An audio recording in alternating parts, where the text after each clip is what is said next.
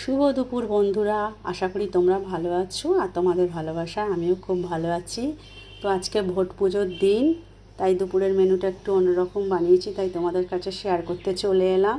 আজকে তো ছুটির দিন, সবারই প্রায় ছুটি আছে, তো আমাদেরও আজকে ঘরের লোকের ছুটি আছে, তো তাই জন্য একটু অন্যরকম রান্না করলাম। দেখো এখানে মিক্স ফ্রায়েড রাইস করেছি, তার সাথে করেছি দেখো এই যে ড্রাই চিলি চিকেন, আর এই যে দেখো আমি পুর বানিয়েছি। এইটা হচ্ছে ভেজিটেবল চপ বানাবো বলে পুর বানিয়েছি। তো দুটো চপ আপাতত করেছি দু রকম শেপ দিয়ে, এখন কোন শেপটা ভালো লাগে তো গরম গরম ভাজবো বলে সবগুলো ভাজিনি, ছেলে খাবে এখন তাই ছেলের জন্য ভাজলাম।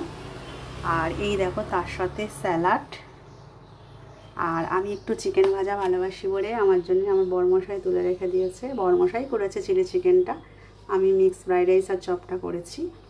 আর এই দেখো আমার জন্য কয়েকটা ভাজা রেখে দিয়েছে।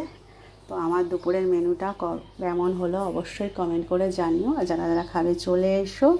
আর কার কার বাড়িতে এরকম মেনু হচ্ছে অবশ্যই কমেন্ট করে জানিও কারা কী রান্না করলে।